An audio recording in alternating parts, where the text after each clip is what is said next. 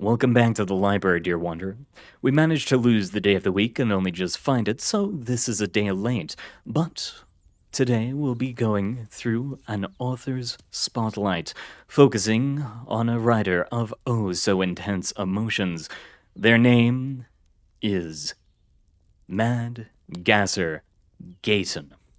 Now, without further ado, let's start with their first work. Stygian Blue Moon. Content warning here. This piece contains severe gore, references to murder, body horror, terror. 18 plus only, please. On the fecund night, the old man was walking on the beach, cursing his luck and his life. His sweet wife, the light of his life, was gone in a chance accident. The only person whose words could soothe his aching mind, the only one whose hands felt as soft as silk, the only one who would deign to gift the man with a warm body in a lover's bed. All of that meaning is gone, struck away like a match in the dark. Emptiness consumes him. The anger at the earth itself, a primordial force so ancient and strong it can be seen by other powers, perching on a cresting wave, a monster smirks, teeth like jagged gravestone spokes jutting out of the blood-stained lips. It has eaten well as of late, but not its masters, its mothers, that look down upon this world with the lustful gaze of hunger. It can hear them whisper to it, a language incomprehensible but powerful. Ancient tongues that were spawned in a far-off time before humans were ever an evolutionary possibility. They yearn for an escape, and this old man has exactly what they need. The creature wastes no time changing the ancient ritual as they swim towards the shore. Its skin shifts and tears, its organs disintegrate and reabsorb, its teeth fall into the spine and thread the needle, its sinew acting as binding. Its final words are a screech not dissimilar to a rabbit dying. On the shore, the man stops at the sound, and the waves bring him a gift, a force that emanates at his feet, a book of deep blue, wavy patterns delicately stroking the cover, the pages a dripping crimson. The old man makes a guess. His grandfather always told him the ocean held more than it was comfortable showing. The book is picked up, and the monster's masters and mothers nearly whimper in delight. The spine is cracked, the cover opened, and its contents are revealed to the old man. Understanding pierces his brain, an arrow shot from a cosmic quiver. It begins. The wooden chair creaks as he rocks. The summer night air, crisp and sweet with dried leaves rustled by its motion.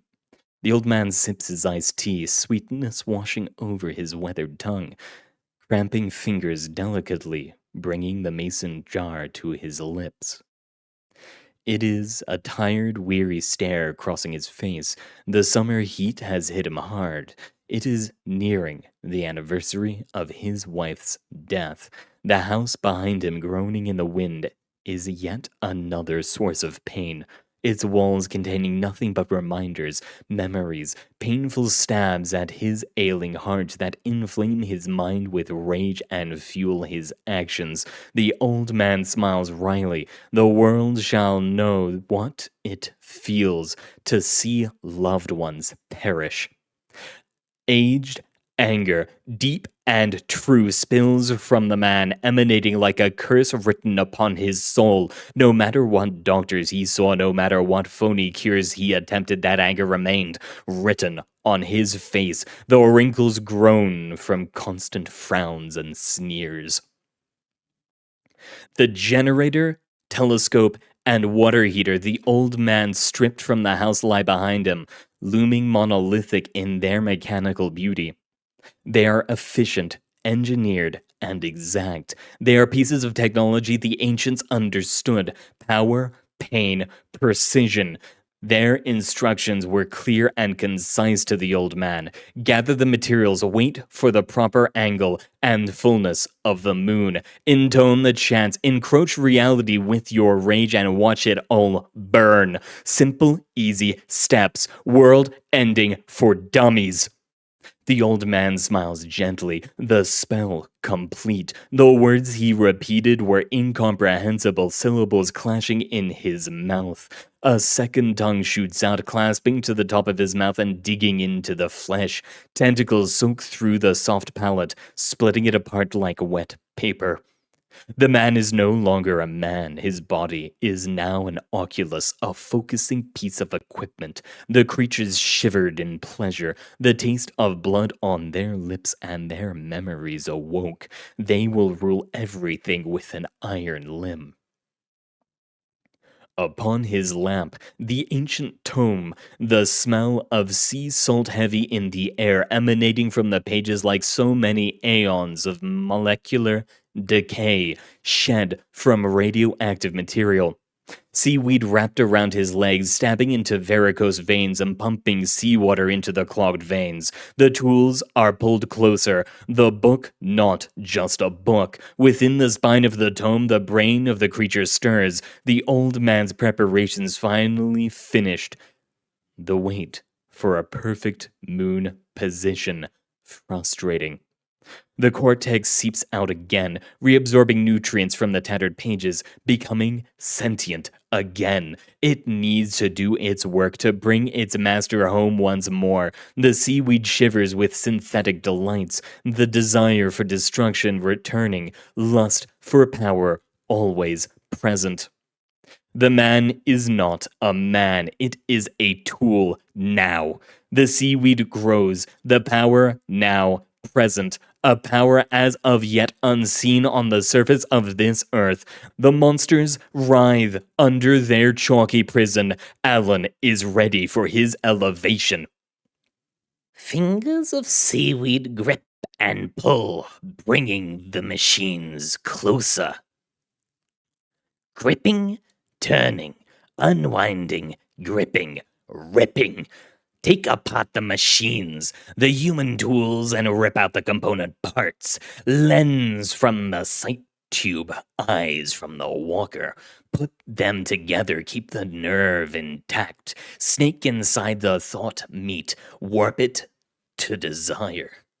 Teeth come back, bite into the veins, inject the venom. Give the walkers some joy, gift for their work. The walker grins. He understands now what we've known all our time. Good. Pull apart the heat pillar. Find the pipes. Stab. Reflectors in place. Find the elect machine. Tear. Find the wires. Thread, thread, thread through the smell holes. Pierce the carapace. Grip the organ cage. Widen. Pump tube snake into the chest. Cut the outblood and inblood tubes. Insert the pump tube. Burn, bind, bestow. Pump muscle begins to glow. Good. More heat pillar work. Attach to elect machine. Plug. Open the food pouch. Remove the hot stomach pipes. Reattach, reassign, redistribute. Coil around walker. Ready, prepared, focusing good. Ocu-sacs working. Think meat still intact. The tool is ready. Part 1 complete. Now wait. Wait for signal. The woman sobs, her feet stuck in a nest of nettles. Stinging, they cut into her feet, soothing a speak of the intense depression within her heart. The midday sun screams down. Harsh rays disrupt her corneas, and her headache grows even worse. The presence of the moon in the sky makes the day even more auspicious, for the young woman has just learned something terrible. Her parents are gone, taken from her in a random accident, a drunk driver streaking through an intersection. He's fine, of course. The drunker you are, the better you take a crash, but her parents are gone. pancaked together in an orgy of violence and steel and carbon. Smushed, bones broken, brain pans splattered across the dash like so many pieces of sand from a broken hourglass. Gone. Dead. And the woman is left alone. She loved her parents dearly. They supported her through school, through a divorce, through getting kicked out of her home, and through every issue, large and small. Once again, the world has shunned her, shunted her away, and shifted her life massively. She has been left adrift, stranded in the Atlantic shore like a piece of driftwood, the city behind her bustling with not a care for the hot, near-equatorial sun. The waves crash against the shore, and within those waves, a crab dwells. Many claws adorn its shell, snipping and snapping, and a quadraclasp of eye stalks sit above its hungry and snapping mouth. Within its vision, it spies the woman, sad, decrepit, waiting for a purpose. The crab has a purpose and knows the woman will be perfect for it. It digs into the soft sand, burrowing deep within the beach, retrieving the tool it was entrusted with. It has guarded it for centuries. The plan is finally nearing execution. It skitters up, the ancient tome held aloft, and presents it to a crying woman. For a moment, she is shocked, but in another moment, she can feel the intense knife of depression slide everything aside, focusing her thoughts. This is a way to get back at the world, and she is more than willing to enter into this aquatic combat. The young woman sips her beer. She sits on the roof of her apartment building, the corpses of her fellow residents arranged around her and the tools she was ordered to gather. 4 dead bodies dragged up several flights arranged in a pattern, feet touching under the woman, hands joined. A square of pain with a center of depravity. The instructions were clear. The ingredients were even more explicit. They were expensive, sure, but the inheritance from her dead parents made good fuel for this bonfire. Between the dead bodies, tools for the burial. Between the superintendent and the single resident of 4C, a large space heater, the most advanced available at the hardware store. Between the corpse of 4C and the penthouse resident, a collection of jewelry and high-quality diamonds shimmering as their golden thrones sit. Between the penthouse renter and the male resident of 2A, a diesel engine stripped from a truck carried up by the crab that skitters around the bodies doing final preparations. Finally, a pipe juts between the superintendent and 2A, a direct line to water, a remnant from an error in construction. The crab is ready. It smells of sewage, the only way to get this close to the city without arousing suspicion. The young woman strokes the tome, the anguish it emanates mirroring her own. Doubt as to the future is no longer present. The idea of a future with no more support system is no longer an issue. The time she has spent growing in these emotions, time spent flooded with anxiety and fear and doubt. They mix in her chest like a typhoon, the only respite the pills she drowns herself in for decades. When one stopped working, it was time for another doctor, another expert. Shifting, never solid, never secure. Her parents were always there, a kind hand on her shoulder, a guiding force in a life that never made any sense, but the world took them from her. The remaining piece of sanity she had ripped away cruelly.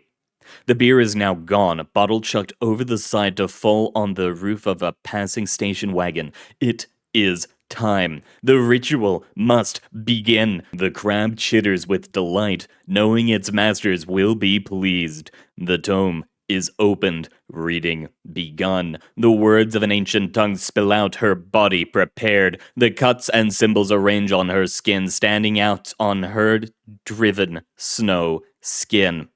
Begin to bleed. The powerful liquid spills down, touching the newly murdered corpses. The skin on their feet is peeled away by the crab. The blood mixes. The words continue.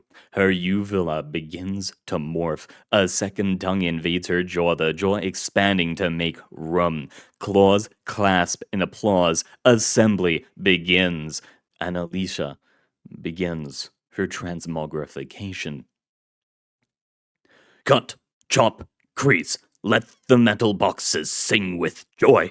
Wait for just the right moment. Inject, infuse, let your life liquid flow with hers. She is joyful. Rip open the focusers. Split the chest, reveal the pump muscles. Snip, snip, snip, snip. Find her chest. Incise, insert the heat tube. Attach heat box to water pipe. Reshape, restructure, shimmer, rocks, grab, and insert. She is close.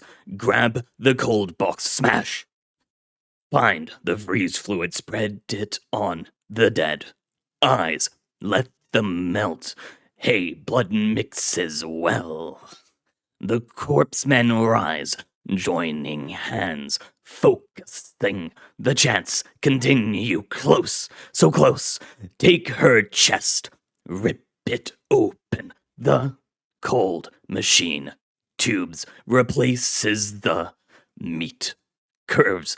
Ready, all of it flow. Let the life water pump, pump, pump. She is full. The corpse living are too. The glow. It is beautiful. I must go. Split my shell. Touch the book. Melt. Become one. Let my claws flow into her. I am her. I am it. I am them. I am everyone at once. We are ready. The light. It is so glorious. My masters, beseech me, return. Anderson Alacrum Horowitz smiles as he slides the knife across the steak. Blood spurts from the raw meat and the cutting board is stained with the fluid. His knife is sharp, ready to be used on anything. His temple is nearly complete. The middle of this damn country had been his home for the past 10 years. Time spent dealing with petty humans and their notions of the world. Time spent so far away from his true home, the sea. The small joinder in his back wriggles in pleasure as the blood flows along the table towards a stack of steaks. The cow that served as the sacrifice for this meal sits nearby, its skin already stripped and tanning. His work is joyful, the fire crackling with a similar joy. The books he must make are jostling within his mind, their image rotating. The pact he has entered with the moon and the sea is strong. The power it grants elate him above a mere mortal. The webbing has begun to grow in. The meniscus of his thumb has almost grown to the first knuckle. Gills have begun to split the neck. Thighs and bicep grow more powerful. Muscle growth shoots up. Every fish he sees is his fellow brethren. Every aquatic animal is a soldier in the coming war. The leather is prepared. He removes it from the rack and begins cutting. 2 rectangular shapes prepared. The spines are nearby. He readies the eldritch brochures. Casting, focusing, empowering, and writing. The pieces are near completion, a blessing from his joinder, and they are complete. The bulge travels across his back, up his shoulder, down the bicep, and to the wrist. A sharpened nail splits the skin and pumps blue-red blood into the tomes. They glow gently, seaweed sprouting from the ground and embracing them, wrapping the novellas in protective and blessed material. He brings the wrapped packages to his friends, smiling down at their beauty. His friends will bring the tomes to their destined owner, and Anderson begins to cook the steaks. He needs to feed himself and his friends. A crab clicks its claw, and a monster claps its jaw together. One has the power to transform, the other can think abstractly. Soon, they will help bring about the end of this world and the beginning of another. Anderson sits cross-legged, peering out at the Gulf of Mexico, the landing place for his masters. The mobile home he has lived in for the past 3 months sits behind, the large horse trailer emptied of its contents, which are strewn carefully around Anderson. Along with these tools of change are people, tied up and drugged beyond belief. Anderson may hate humanity with the black and destructive mood of a tornado sweeping through a small town, but that does not mean he is cruel. These people will no longer be people in a moment. On the cliff that lies above the gulf, shale deposits jutting out haphazardly as small pieces of orange skin fall over the edge. Humanity may be a useless collection of dolts, harmful to the world and slowly destroying it. But they have created quite a few delicious consumables, in Anderson's opinion. The orange, a band of sweet whiskey, with a demon on the top of the bottle. An empty package of candied circus peanuts. A few last pieces of the human world consumed. Anderson smiles broadly as he looks down at the bound and gagged humans, knowing they are dreaming sweet nothings, their tiny human lives about to end. Their 5 bodies will be the catalyst for a new world. Their life force and flesh perfect tools for focusing and magnifying natural powers. The orange is finished, the final piece of peel flapped down to the water below, the deep blue a thing of beauty. Soon the warm embrace of those desolatory waves shall wrap the world with cosmic anger, brought about by the millions of the beasts above, the moon gently floating through the sky with the midday sun. It is time to begin. Anderson retrieves his satchel, a faded leather number with enough magical tools to destroy a small army. He withdraws several scalpels with colored blades, a bow and quiver with arrows made from the roots of a birch tree a slave was hung from, a sledgehammer composed of a chunk of cement from the building JFK was shot from, shears with blades made of iron from a collapsed mine in which 42 men died. The satchel itself is mystical, composed of the skin of a gorilla that murdered several children before being shot. Anderson has spent more than 200 long years collecting these tokens of power. Humans are useless in many things, but focusing and creating large stores of potential energy is one of their few innate skills. These tools will serve Anderson well, and he intends to put their final show to good use. The scalpel cuts, and blood bleeds. Anderson slowly cutting a circle around both of his wrists. He grins as he rips the skin from his hands, revealing bone, tendon, and seaweed wrapped around the joint, which poof out. Still dripping wet from Anderson's blood, the volcanic gem embedded within his palm begins to grow a dull blue, power beginning to course through Anderson. His work begins. The sledgehammer is retrieved and the knees get broken. The edgeless blunt tool slams down, sending shockwaves through joints, splitting them in half and causing audible popping sounds as the lower parts of the human legs are shunted away.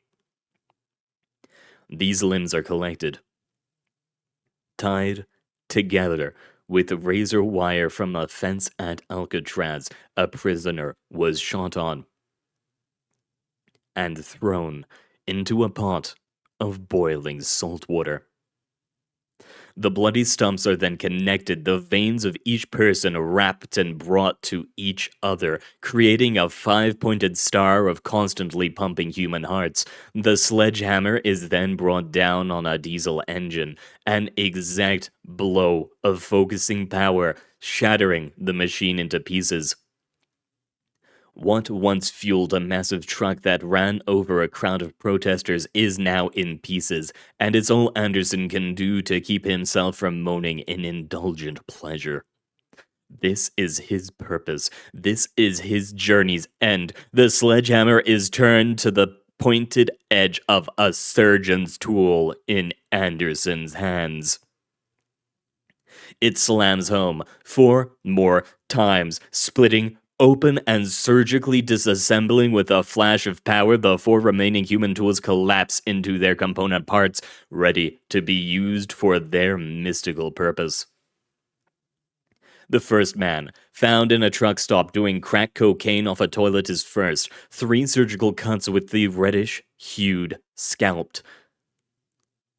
The flaps of skin burning and falling away. His chest is exposed, rib cage glistening, heart pumping, innards tremble with the wind and the man's breath. First, the ribs. They are cut away, bone saw working through each one, each bone tucked into the gap left in the other side. The man's vital organs are now exposed, and Anderson begins his first ritualistic surgical procedure. The lungs are sliced open, alveoli breathing in the world hungrily. Pistons are snuggled within the gaps, the man's prestigious size indeed leading to large lungs. The pistons snuggled within, the gas tube poking out, the lungs are joined together and changes start to flow through the items. The water outlet is joined to the intestines, and the man's full stomach begins to pump the water he is force-fed. Gears are melted down, blended with the lungs, their composition changing to become flesh metal that binds to the pistons ready to pump them. Spark plugs are slotted into the flesh, the gallbladder becoming a perfect insulator. The liver and pituitary glands slowly move to encircle the heart, pumping in endorphins and adrenaline to prepare. A vein and artery are cut, a vein connected to a gas can on one end and the artery connected to the fuel intake of the pistons. The man's body is ready. He begins to pump diesel into his own body, the seaweed that has been working its way up the cliffs, slowly moving to embrace him, shoveling more power into his already enchanted near-corpse. With a look upwards, towards that small white ball, the first part of the ritual is complete. Death ready, prepared, boiling, toiling, ready, prepared, death excited, engaging, death, death, kill, maim, destroy. Next is the prostitute found near a seedy motel, who came of her own accord on the offer of 500 in cash. She will not be receiving that cash. The microscope used to bludgeon Alexander Fleming to death sits in pieces next to her, ready and waiting. Anderson brings the bluish-hued scalpel to her head, gingerly cutting through the ruddy skin to reveal a grinning skull, eyes swiping back and forth in REM sleep. Allowing himself a treat, Anderson begins chewing on the forehead skin, working his jaws as he expertly extracts the ocular nerve while keeping the eye intact. 2 bloody holes, now lying empty. His sharp claws begin extracting teeth, opening a hole in the front of her mouth. Next, a vertical cut along her throat, opening the meaty tube. Within this tube is inserted the lens in a pattern that will amplify the most energy. The crystalline structures shimmering as blood begins to drip. Her lungs are filled with diamond dust, a focusing agent. A lung is pierced, 2 seaweed tubes leading to the neighboring components, one already joining with the generator man. Once complete, It will be a full circle of power creation and focusing, a beseeching to the sky. And Anderson moves on. Death, ready, claws, swipe, cut, forge, death, rip, tear, destroy, prepare, resistance, overtake, destroy, reorder, restructure, remove. Next is the store owner, thinking they were coming to get an order of sodas and met a blackjack over their skull. There was no soda, since there will be nothing for them. An antique telescope with too many lenses used by a serial killer to stab 17 people lies in pieces, each lens reflecting the soon-to-be-gone sunlight. A greenish-hued scalpel is retrieved, a quick slice across the stomach, and his intestines flood out, already pressurized by large amounts of laxatives and compressed air. The intestines will serve as a winding focus tube, with the lens slowly inserted and the cuts healed over, a fleshy tube of powder that wins and wins.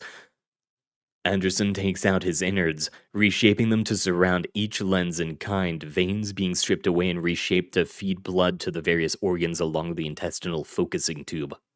The heart is removed, placed in the center of this coil of focusing flesh, and replaced with the man's guts, his skin stretched over the curling package, pregnant with power. Seaweed explodes out of the ground, wrapping him with a protective layer. The cliffs now covered in the growing vines of green, the sea yearning for a return of its original masters, a beseeching to the moon, and the third component is complete. Death, ready, teeth, gnash, claws, rip, stomach, burns, body, tight, prepared, violence, desire, restructure, return. Next is the young daughter of a landscaper who was lied to. She was convinced Anderson was a teenager on a forum, coming to meet her for the first time. Her innocence was preserved, of course. The automatic tennis ball thrower that killed a man by destroying his testicles laid in discarded pieces, yearning for purpose. Her yearning is still present. She entered unconsciousness, still convinced. The longest, sharpest scalpel, burning a deep blue, is used to cut 5 long lines across her limbs and stomach. Her recombination will be the most difficult and must be done by magical means entirely. Anderson's hands sweep and swerve, the pieces of the ball machine floating into their proper places, seaweed combining with them to anchor them in place. Her jaw is widened with the intake hole, ready for the magical fuel Anderson prepared long in advance. The cage is attached, stabbed through her eyes, gingerly approaching her brain pan, electrical impulses sparking along the metal. She is the only one in a squatting position, her rear the exit point and her mouth the entry point. Enchanted fuel cells, human stem cells, wrapped in seaweed, marinated in the blood of the last living unicorn, are gathered in the cage, ready for focusing and firing. Another pipe snakes out, inserting itself through her chest and supplying more magical juice, focused and refracted by the other components. She is the firing point, the engaging point for the ritual. She will serve her purpose well, a beseeching to the moon, and the fourth component is complete. Ready, prepared, existence, ceasing, approaching the orb, preparing ourselves. We are ready. It is almost time. We will destroy. We will return. We will rend. We will rip. We will tear. We will murder. And finally, a homeless man, a volunteer. He could tell in his own insanity that the end times were coming. He realized the opportunity to punish a world that did nothing but treat him as garbage. He is surrounded by multiple firearms, ready to be turned into an engine of death. He points away from the cliffs, towards the road, facing towards where the enemy will approach. The final scalpel is in Anderson's hand, glowing a rainbow hue that shimmers and changes constantly. The blade cuts delicately. The man still awake, as was his choice. Their hand is split down the middle, the shoulders cut open, the thighs exsanguinated. And within these openings, Anderson tucks weapons. A blessed magazine was used to assassinate a high priest of every major Catholic religion, serving as a bottomless buffet of bullets, which is absorbed by the man's heart, turning his life muscle into a lead-pumping menace.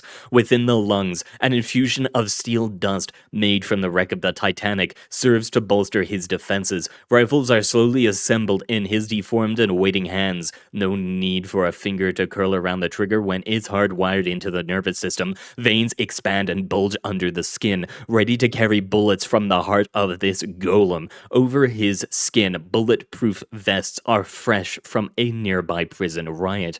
When it is complete, it is given full control of itself, and Anderson views his work appreciatively. The guard dog smiles, eyes no longer eyes, but bloody viewfinders, anxious for targets to fall under its lead paw. The final beseeching to the moon, Anderson carves a pentagram into his chest, each line cut by a different scalpel, and stands in the middle of the ritual, ready and prepared. We are ready. We have prepared. We have waited. We will destroy. We will sunder. We will overturn. We are end. We are all. We are nothing. We will bring the world to its knees and bite off its head. Anderson stands in the middle of the pentagram of flesh, the components assembled and complete around him. The ground beneath him shimmers with seaweed, wrapping and coiling and shaping the ground. There is a final piece to prepare himself. He draws a final blade, a shimmering sword he forged himself with 2 sharp strikes, chops off his own feet, the meat sailing over the cliff to land in the churning waters below. The sea has woken again. The calm cove stirs with awakened anger and hatred, the rage of the world brought to the brink of destruction by an unkind parasite. The seaweed shimmers and dances, inserting itself into Anderson's open arteries and bones, filling him with the power of the sea. His eyes change color, becoming brilliant aquamarine diamonds, able to see across the horizon. To the east, a woman sits on the top of a skyscraper, a crab sitting to the side, and begins the final phase of the ritual. To the west, an old man awaits his final moments, and the creature in the book is about to begin the final phases of the ritual as well. Anderson releases the final gate, and across the continent, the 3 pieces move in kind, beginning. We are reckoning! Anderson is no longer Anderson. His mouth is a portcullis, an offering to the sea that it gladly takes from him. As it begins to chant, the components all awaken, their bodies starting to begin their tasks. The focusing agent's funnel power is produced by the sea along their bodies, their tubes and pipes and lenses, creating refractory chambers that multiply and amplify. One awakens and they scream. All it does is amplify the powers they are being used for. The power is then piped along the pentagram of flesh and deposited into the man with the engine in his chest. The engine begins to churn and fire, spark plugs firing and causing pistons to slam into place, pumping the axle connected to the electromagnet which propels the energy along the pipe leading into the woman. Her intestines are imbuing, and the ammunition that Anderson created absorbs the energies. Her body begins to glow, concentrated power ready to be released in a fireworks display of angry passion. Anderson roars as the chant reaches completion, as the enemies of the sea arrive on vehicles on the nearby road. As a bright tornado of magical light begins to swirl up towards the moon, the other rituals nearing their climax, it begins. It will come. As simple piece of poetry one of the beasts gave to Anderson as a child flies through the air, the scrap of paper barely visible. Absolutely intense emotions at the end of the world. But we should move on to the next work. This next one is a bit of a poem written about a retail worker. A retail worker's soliloquy. You walk into the store. At the counter, a dead-eyed employee stares dully into the distance, glazed over with the incontinent yoke capitalism harnessed them with. Put them under the control of monetary capital. Enslaved them to a system, one in which those who do not sacrifice their time, their life, their soul are left behind, shoved into the dit like so many pieces of trash. So you walk up to them, slip them a 20, a tip. You don't know it, but that tip will be their lifeline for the next 3 days, even the next week. It is a reminder that even through everything, through it all, there is still human decency to be had, a human connection still present in the world and in their heart. With the tip, you lean over, whispering to them, asking, "What is the thing we're in, soldier of monetary capital? O precious walker of the night?" Their heart beats quick, and with a conspiratorial glint in their now lively eyes, they lean to you and whisper, so the mechanics of their continued financial imprisonment will not hear. Whisper you to these words. To the customer, I am subhuman, a non-entity. They see a coda, a line from A to B to C. If there is an if, then, but, then welcome chaos. Meet to a wood chipper, ground down by acostals, insults, flabbergasted aphorisms. And though one human can know the ins and outs of every product in a roughly acre-wide store, they expect me to be a human computer.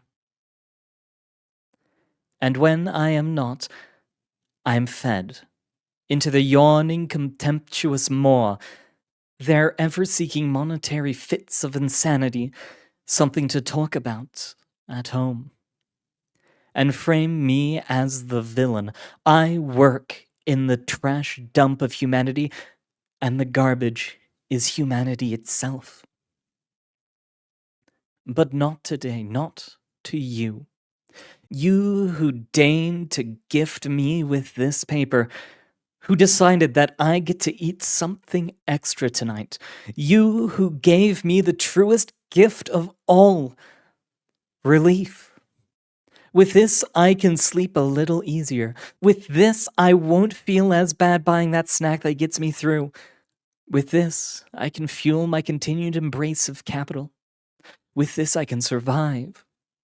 Whilst they may be legion, the leaders of capital, the worker, and the tipper, we share a special bond. Thank you, and have a good day. And with that lovely little poem out of the way, we focus on the next work. This one has a pun in the name. Lesson 1, Manifeasto. A manifesto. They walk into the room dressed in a full houndstooth chef's uniform, hat and all. They nod at everyone, allowing them to ready their notepads and laptops, slowly inhaling and then exhaling in meditation. They snap their fingers and the electric burners of the stove at the front of the class turn on, a smile spreading across their face as they stride purposefully. They look around the room and catch your eye. You! Who in your life made the best food? You hesitate, somewhat shocked they're talking directly to you. Oh, my mom did. She made the best chicken marsala. They laugh. Exactly. Parents will almost always be held in high regard by their children for the food they cook. Once you eat my food, that will change. They flick their wrist, a chef's knife appearing in their hand. I am Carrie, chef of the cosmos, pursuer of spices, butcher of all they, them. Carrie looks at the class, a glint in their eye. Food is universal to all cultures, all races of creatures sapient enough to raise it above a simple biological necessity. Eating, chewing, swallowing, digestion, excretion. These actions are simple, common, part of life's melange. They reveal 5 onions clearly purchased from a local grocery store. We are all sensory creatures. Our senses play an intrinsic part of our lives. Jobs, traveling, recreation, reproduction. All of these need our senses to complete properly.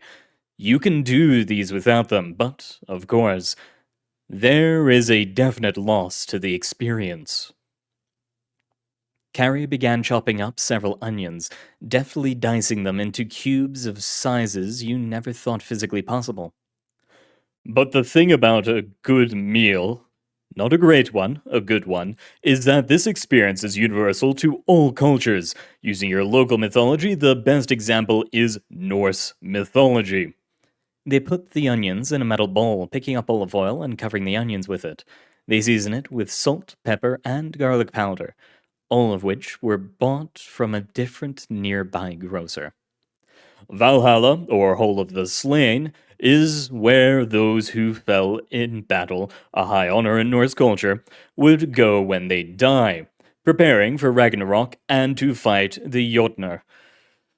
During this preparation, it is explicit that they are fed excellent food served by beautiful Valkyries, along with healthy amounts of mead.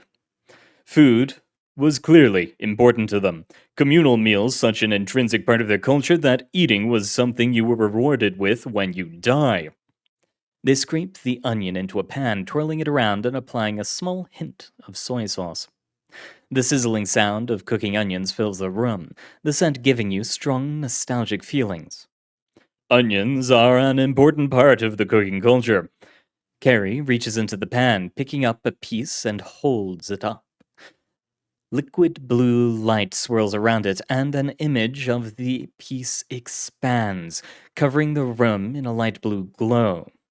You can see the tiny individual cells, the hexagonal pattern in exquisite detail, the cuts so fine, and the knife so sharp that there's barely any breakage. Next to you, a classmate is awestruck, muttering, "Truly the work of a master." As they speak, their other hand seems to phase, becoming 2 ghostly afterimages working on a literal slab of beef. With a standard pH of 5.5, the humble onion was domesticated in Central Asia nearly 7,400 years ago. It is interesting how, from a historical standpoint, massive Asian trade routes caused the onion to turn into a central part of so many dishes across 3 continents. It's used as a vehicle for flavor, and is an easy addition when a raw crunch and tang are desired. They are delicious, and serve an important part of the shared culinary history that many countries have. The ghostly hands shred the beef, reducing it to strips about an inch thick and a quarter of an inch wide. The cow is sacred in many cultures, their equivalents across the plains being in similar positions. They are the animal equivalent of an onion, if you will. Their meat can be cooked in a wide variety of methods: braised, baked, fried, aged, grilled, smoked, or roasted. And even further, there are entire subcultures dedicated to deciding which cut of the cow is the most delicious, and what style of cooking is the best. The simple cow, a beast of burden, has been momentally intrinsic to the culture of a former world superpower. The beef is gently laying on the now partially dissolved bed of onions, the thin strips sizzling. Carrie picks up a bottle of vodka, sprinkling it around the pan, and eliciting an even more intense sizzling. The smells are so intense you can't help but drool. The simple seasoning mixes seemingly making love in your nostrils. Now vodka. Vodka. This is made from humble Kartoffel, a spot of much repute. Carrie takes a small sip, sighing as the alcohol runs down their throat. The first mention of vodka is what was once Poland in 1405 from a royal recorder of deeds. It was so strong that colloquially it was called the verb to burn. It was powerful, could get you drunk quickly, and was cheap to produce. It quickly became a staple in Russian culture, a stereotype that still exists today.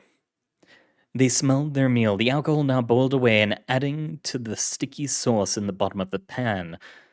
They added more corn, thickening it. The rice was finished, and Carrie took a spoon and carefully distributed the sticky grain across a plate. They carefully selected strips of cooked beef, laying them in concentric circles along the patty of rice. Carrie then scoops up the sauce, dripping it across the plate, and adding a swirl around the edge. They hand the plate to you, winking. Food, it is everywhere.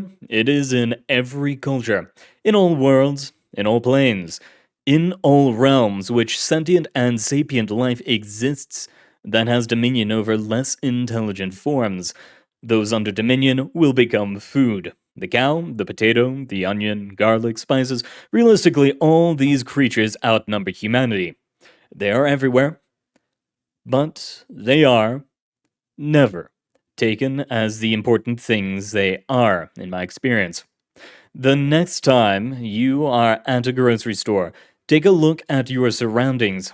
Think of the millennia of concentrated effort that created your foods. Think of the farmer, sweaty and exhausted, tending their fields. Carrie had been plating, giving every member of the class a plate. And when you eat, think of who made your food. Enjoy. You dig in and feel bliss. The steak almost melts in your mouth, the onions have entwined themselves with the meat, and the vodka sauce is a perfect addition to the rice. You are reminded of your family, gathered around the table and eating together.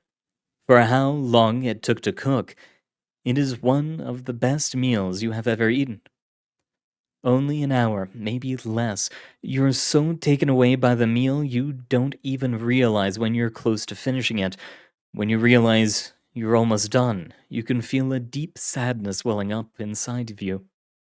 This collection of supermarket goods, this heady mix of simple and cheap ingredients, has made you realize the truest beauty of the world is something you can find in any restaurant. Good food, and the desire to make others feel good. After class, you buy their novel and sign up for a beginner's cooking class. You can't help it. You have a mix of reasons, but you'll figure one out eventually. Carrie laughs seeing you sign up, knowing they have reached at least one person today, and that's what's important.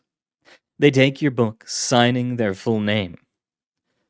Carrie Onateg Soleno Amelenovich, the chef of the cosmos. Remember to shoot for the stars, kid, because you'll end up drifting among galaxies of everything beautiful. Carrie winks at you, heading out the glass door and letting it close behind them. You run for the door, wrenching it open. You still have more questions, but they're gone. The small blue wisps of magical energy, the only trail they left. And with that lovely little story about the culinary arts out of the way, we move on to our last work. This one, I will make sure to note, because it doesn't have a disclaimer inside of it, does involve an instance of marital violence and attempted murder. If these are things not okay with you, I would recommend skipping to the interview. But, without further ado, let's begin. Hark upon the yonder Knifeblock. Charlie, the bread knife, had seen many things in his long service to the Andersons. What stood out in the stainless studs that served as his memory and speech tools were the near misses. The more religious denizens of the woodblock called those times the hewing. Charlie believed this to be ill-intended, especially in the religious sense. Knives don't hew, they cut. Residing within the ceramic-based oaken block slotted into their appropriately sized sections is the tribe that Charlie calls their family. 8 steak knives made up the racial majority of the block. According to a particularly well-traveled paring knife, this is the commonality to all tribes of knifekin. Besides this, the typical spread of implements is above. Charlie, the bread knife, elected as the leader for their perfectly median positioning. A few chef's knives, who's never stopped arguing who's sharper. A fish knife, who boasts about the rarity of their use, leaving them fresh and sharp. And a graviton blade named Grant. A few cheese knives, a singular lonely vegetable peeler that has been adopted into the tribe. And at the very top, placed in pride of place in a silicon holder, is a long, shimmering cutlass-like blade none of the knives recognize.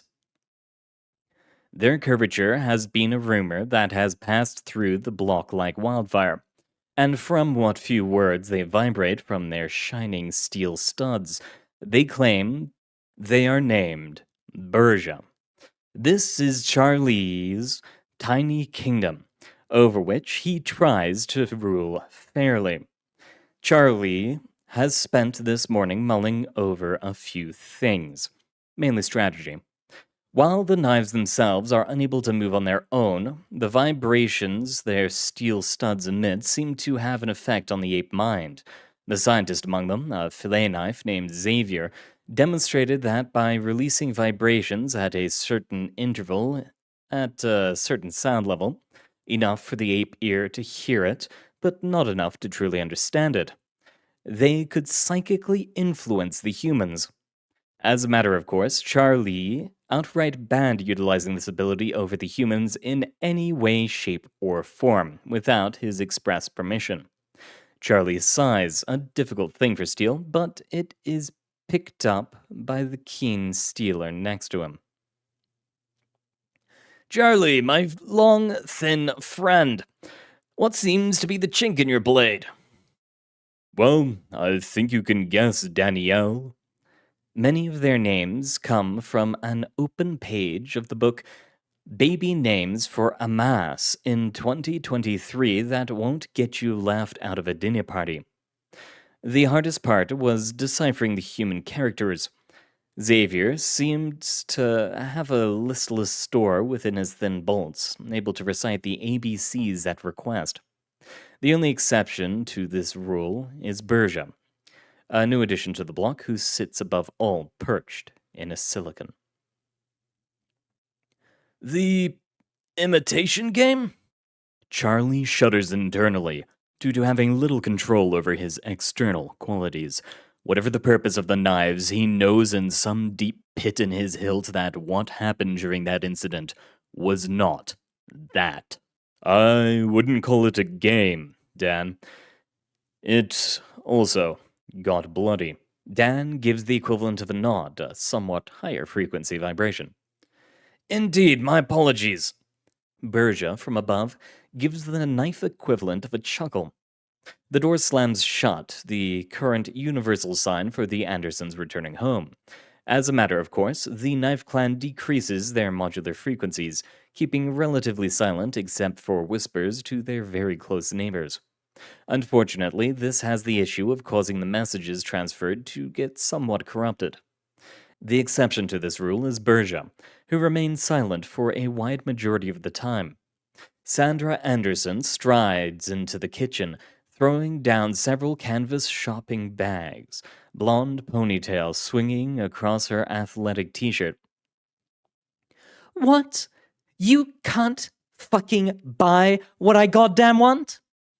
Anderson follows, readjusting their wire-frame glasses and narrowing their brown eyes at his wife. Sweetie, you know I despise kale. We could have gotten any other kind of delicious green vegetable. But Kale is a superfood. Each word is punctuated by a clap, the sound echoing across the house.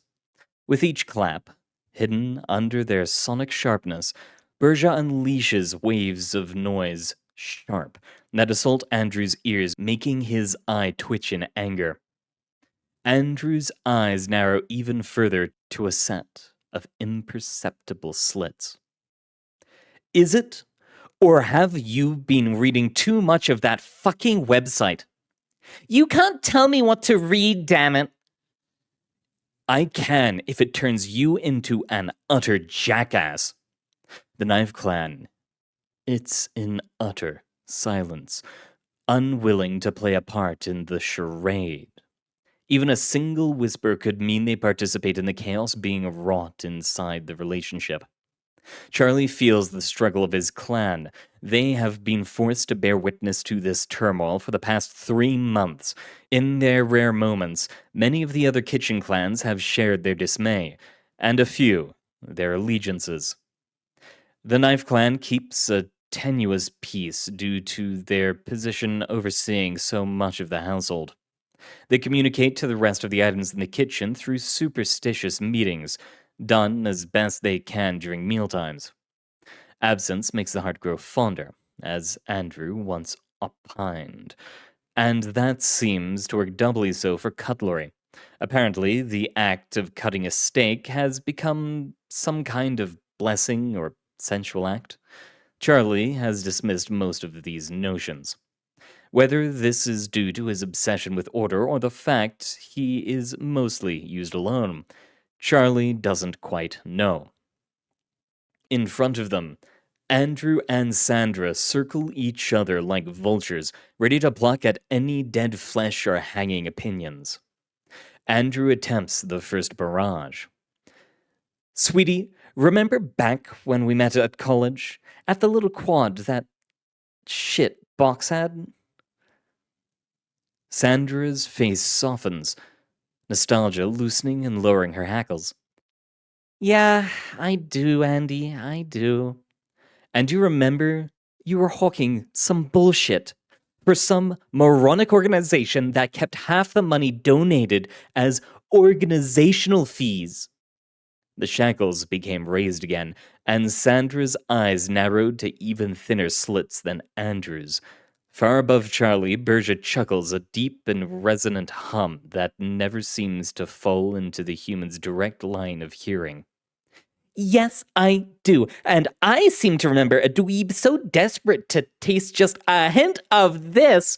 She completes a rough pirouette, shimmying around on her trainers. That you donated almost $400. The slight eye twitch Andrew has been controlling begins to boil over, threatening to become a full facial seizure. Charlie sighs as he senses one of the steak knives closest to him begin to vibrate suddenly. Johanny, please, quiet. I forbid you to get involved. The vibration reduces to level impossible to perceive with human ears.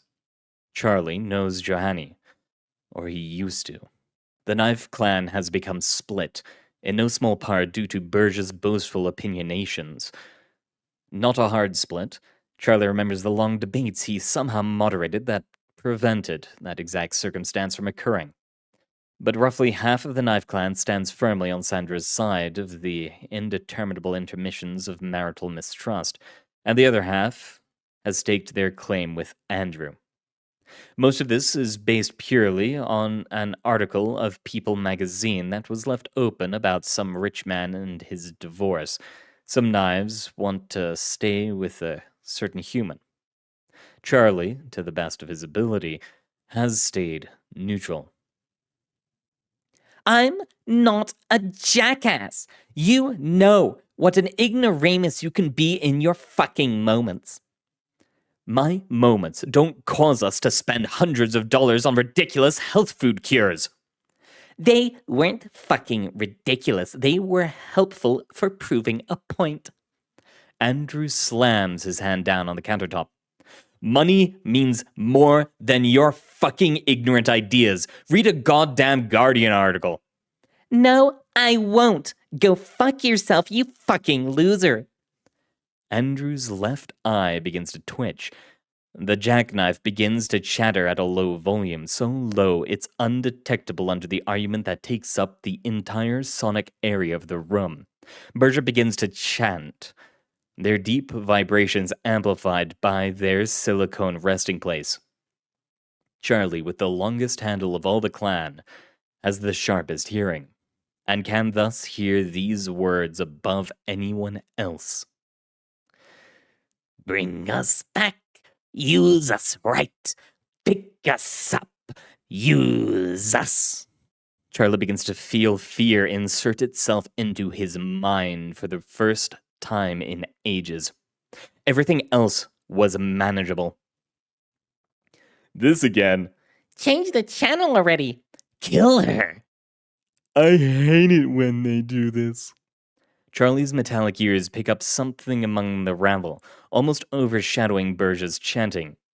He allows the talk in times of extreme discourse, but he needs to keep aware of their words ever since the incident.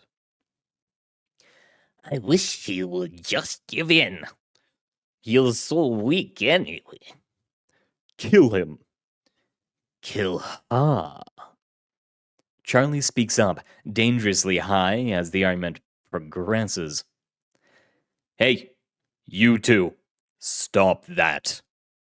Andrew and Sandra's volume begins to rise, Andrew slamming his hand down onto the table over and over.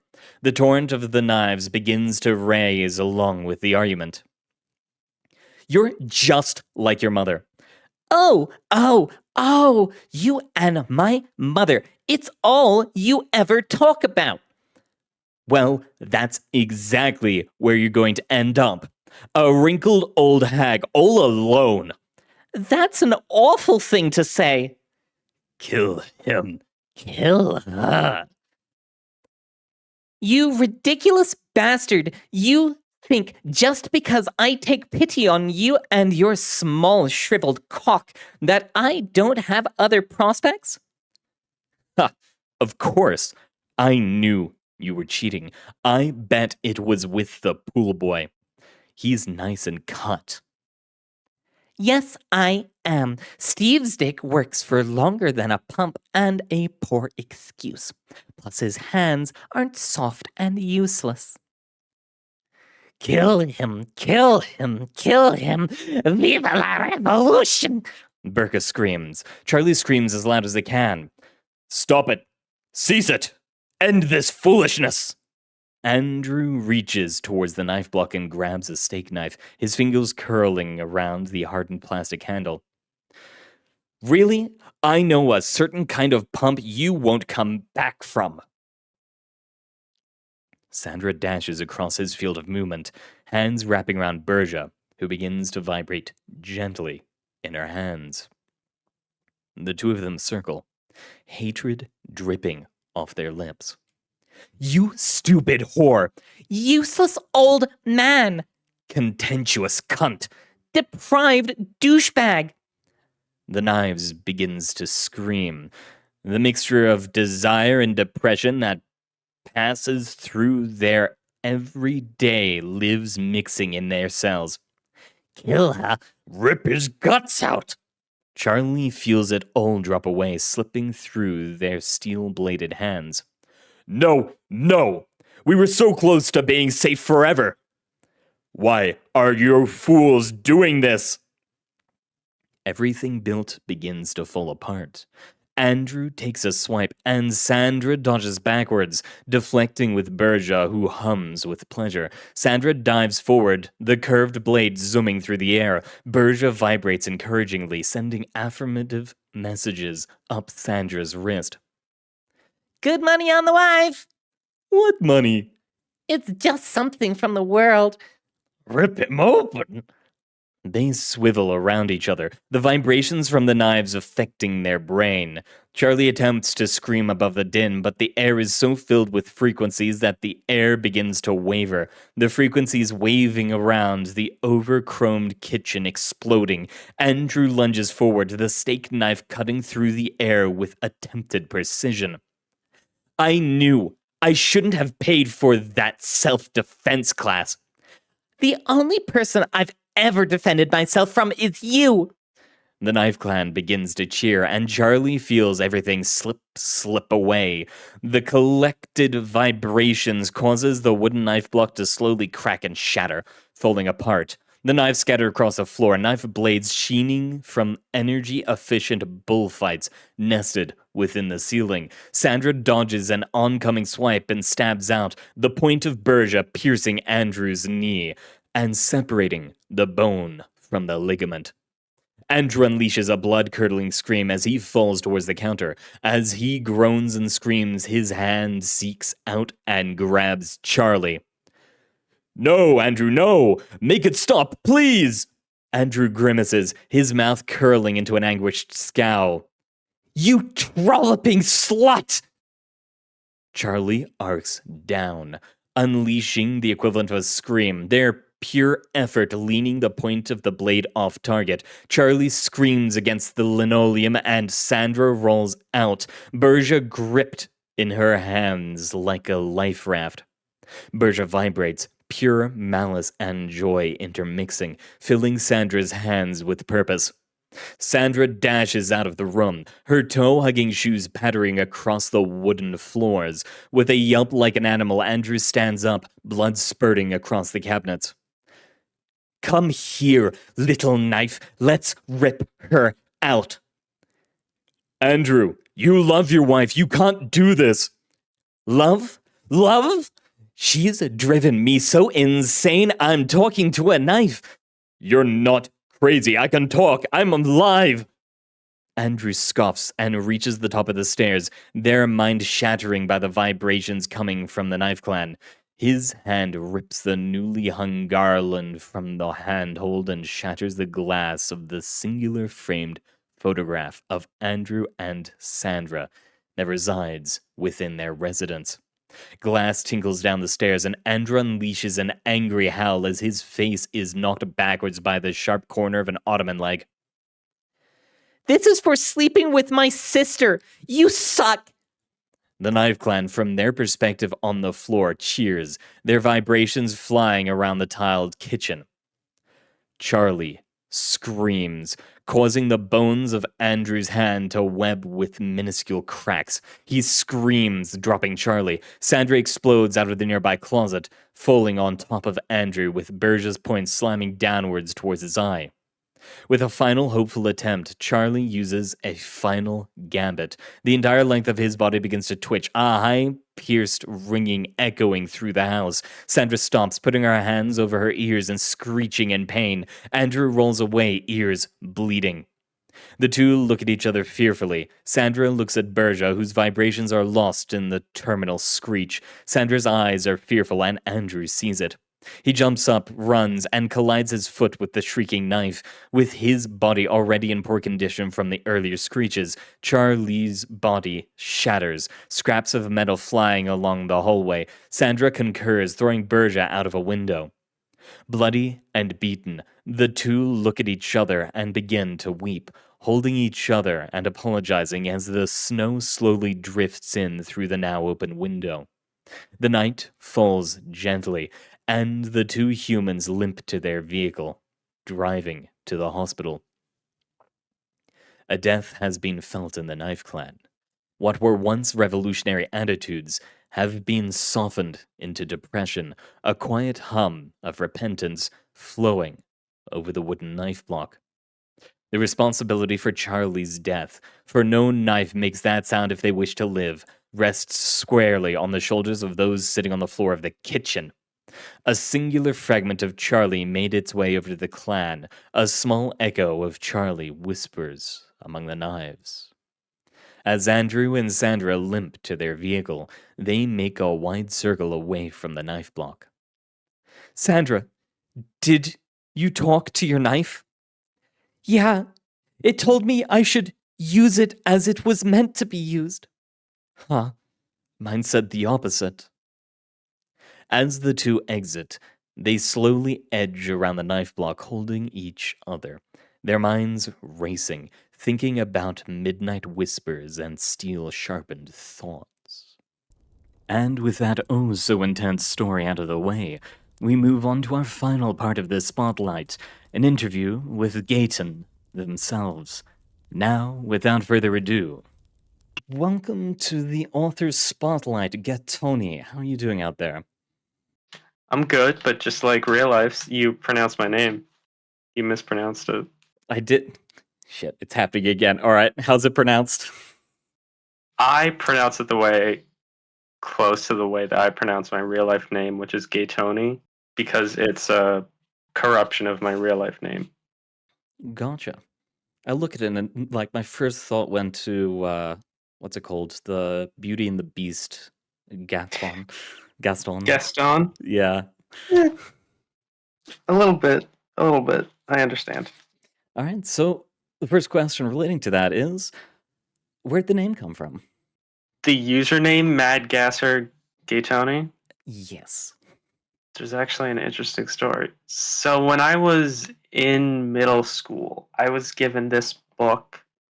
I forget the name of it. I forget the name, but I think it was just The Unexplained, and it had a bunch of like cryptids and monsters and that kind of stuff in it, like various religious stuff, like miracles and bleeding statues and stuff like that. And one of the things that there wasn't there that I was always kind of struck with the image of was this person called the Mad of Matin. And my profile picture on the wiki is a picture that was used in a news piece about a series of gassings in the town of Matin. If I remember correctly, there was 9 different instances where people were literally gassed in their homes, and no one was ever found, no one was ever arrested, and there's some theorization about whether it was like a collective delusion based on a bunch of gas leaks or something to that effect. But I just think it always interested me that there was a collective imagination and story about someone who literally had the wherewithal and skill to break into people's homes and, gas them, not like steal them. Or, I mean, not break into their house and steal anything, but they just did that for fun, and they've never been found, and we don't know who they are or if it even actually happened. And I just find that mystery to be intriguing. Mhm. Well, holy shit. I think that's the first time murder's being brought up as a possible link to how they got their names. All right, so the next question is, you are planning on hosting a series on YouTube. I believe it is some kind of audio log kind of thing. What is it about, if you can give us a little bit of a peek into it? What I'm planning on doing is essentially it's probably a little bit derivative of the podcast, the Magnus Archives, but essentially it would be someone that gets trapped inside the library and, explores it and looks at all the different interesting things that are in the library. The stories and, the library definitely has some elements of internal fiction to it. It's not as richly done or cohesive as the SCP Foundation and all of their lore, but I've been kind of obsessed lately with having a character explore a literal infinite library and just the amount of like creative things you can do with that in combination with the stories that are already there. Like, I forget it now, but I remember there's a Rounder House story that's essentially about a great divide or war that happened within the library.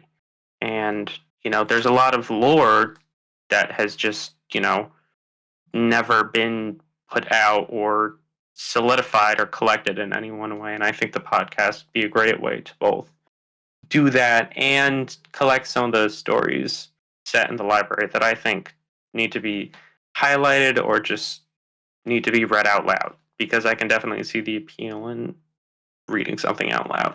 And the story that I was thinking of is called The Echoes of the Searing.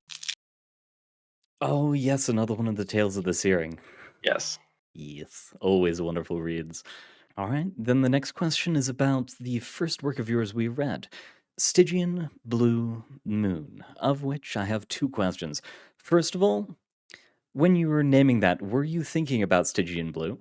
Yes, I wrote a poem in the comments section of the Wanderers Library Discord server.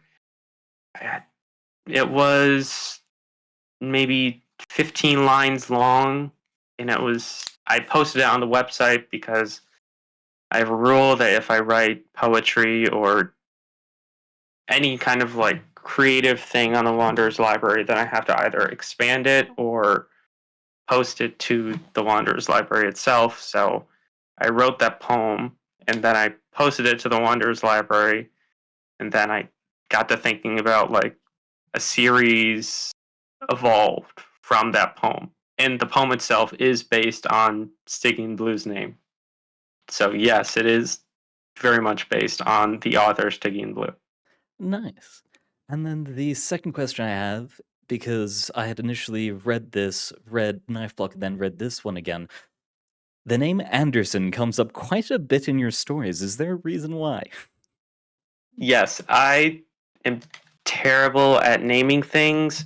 So what I'll usually do is I'll just do a word jumble of like popular characters in fiction that I watch, or I have multiple stories and multiple series with characters that just have my own name because I'm kind of lazy in that way, I guess. But Anderson actually comes from Alexander Anderson, the Catholic Ubermensch from the anime and manga Hellsing Ultimate. Oh, abridged was the better. Yes. Abridged is okay, but I still have a definite affection for both the original series and Ultimate. Fair enough, fair enough. All right, the next question is on a retail worker's soliloquy.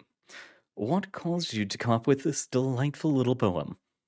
So, Retail Workers Soliloquy is another piece that I originally made a little bit of poetry when I was bored at work, and I just put it down in the library. And as sometimes happens with creative works, I began to ideate on it. So I wrote the rest of the poetry at work, and then when I got home, I wrote a little bit of stuff to kind of surround the poetry, like to give it a meaningful place in something. Like, why was this poetry being read? Why was this poetry being said? And there's clearly like meaning to it. And I didn't want to just post the poetry without any sort of framework as to why the poetry is being read.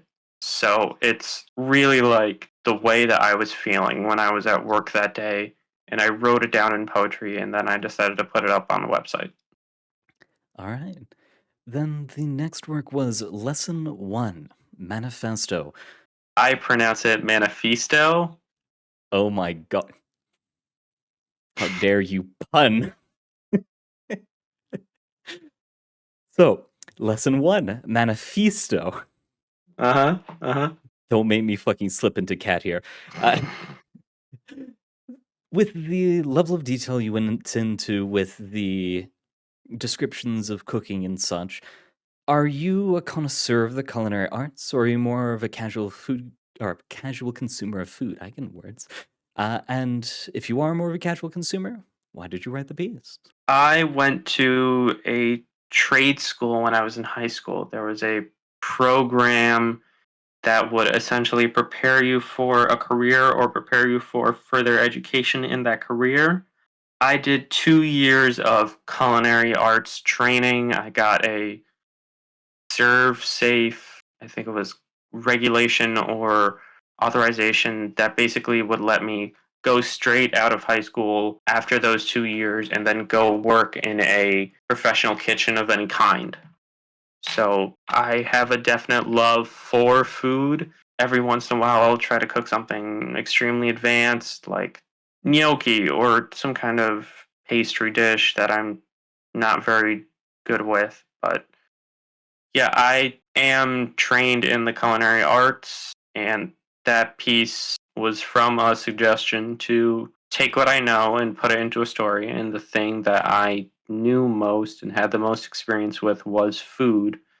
So I took a kind of meal that I would usually make, which is a stir fry, because it's simple. It doesn't really take more than an hour, and the ingredients for it, you can just put whatever you want in it. And I kind of expanded out from there, like how, in the piece, it literally says that food is a collection of different resources from different places coming together to make something beautiful. And that's always been how I've seen food, as a expression of humanity's like collective creativity in furthering our own lives. So to answer the question, yes, I do have experience in food, and I have worked in a couple of restaurants. Interesting.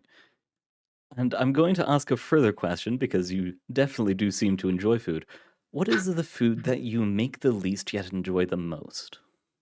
The food that I make the least yet enjoy the most is definitely, I haven't named it, but it's basically like a cut of pork breaded and fried, and then I put it over these kind of like fried dough balls that are again put over a bed of steamed broccoli and rice. It's a lot of different components and it takes a while to cook, but it's probably the tastiest thing I can cook. Well, it certainly sounds delicious. All right, then the next work is Hark upon the Yonder Knifeblock. Did you write this in some part due to a real life scenario? I guess you could say it's kind of an expression of like coming from a divorced household and having, always having that little bit of contention between the two people that raised you for a while and then separated and then had to do two different kinds of jobs raising you, and then dealing with having a stepdad. It's definitely like an expression of that feeling, but no, it didn't come from any real life experience. The argument, yes, but the fighting itself, no. All right, then the wrapping up questions. What does the Wonders Library mean to you? I think it means a lot of things. It's probably the online space that I feel the most comfortable in. It's from the moment I joined, it was probably one of the most welcoming internet spaces that I've ever been a part of.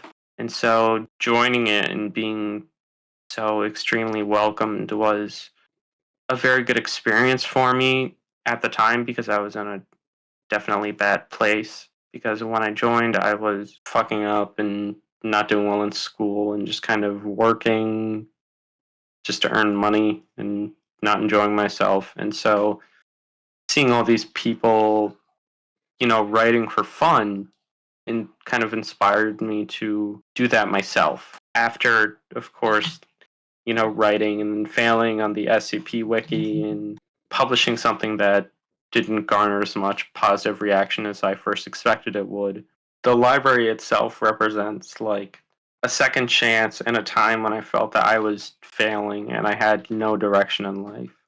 And writing for it helped me kind of express myself in a way that I hadn't been able to before or didn't think about before. Because up until then, I had just been writing for D&D stuff, like lore and setting and world building, but without any actual narrative thrust to it. And, writing for the library for the first time on the piece Manifeasto kind of showed me that I didn't need to do one thing, that I could do this for enjoyment and not have to string myself along on something that I thought would be successful or earn me money.